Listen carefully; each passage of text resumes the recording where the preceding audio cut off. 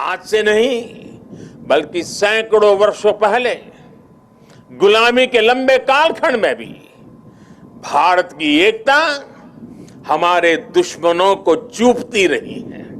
इसलिए गुलामी के सैकड़ों वर्षों में हमारे देश में जितने भी विदेशी आक्रांता आए, उन्होंने भारत में विभेद पैदा करने के लिए हर मुमकिन कोशिश की।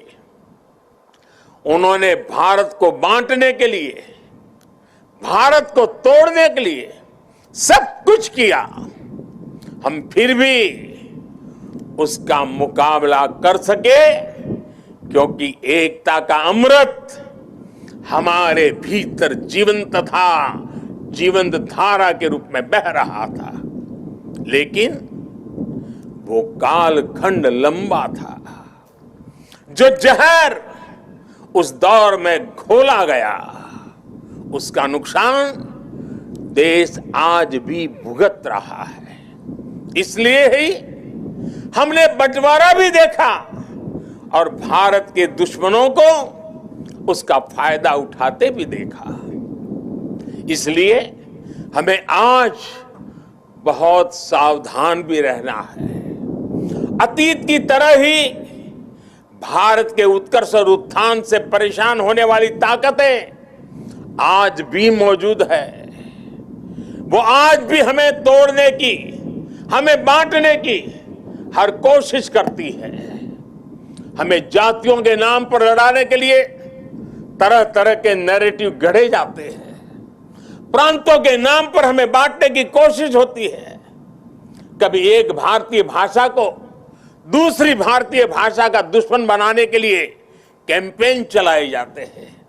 इतिहास को भी इस तरह पेश किया जाता है ताकि देश के लोग जुड़े नहीं बल्कि एक दूसरे से दूर हो। और भाइयों बहनों, इसे एक और बात हमारे लिए ध्यान रखनी आवश्यक है। ये जरूरी नहीं है कि देश को कमजोर करने वाली ताकत हमेशा हमारे खुले दुश्मन के रूप में ही आए। कई बार ये ताकत गुलामी की मानसिकता के रूप में हमारे भीतर घर कर जाती है। कई बार ये ताकत हमारे व्यक्तिगत स्वार्थों के जरिए सेंधमारी करती है। कई बार ये तुष्टीकरण के रूप में, कभी परिवारवाद के रूप में, कभी लालच और भ्रष्टाचार के रूप में दरवाजे तक दस्तक दे देती है, जो देश को बांटती और कमजोर करती है। लेकिन हमें उन्हें जवाब देना होगा। हमें जवाब देना होगा भारत मां के एक संतान के रूप में। हमें जवाब देना होगा एक हिंदुस्तानी के रूप में।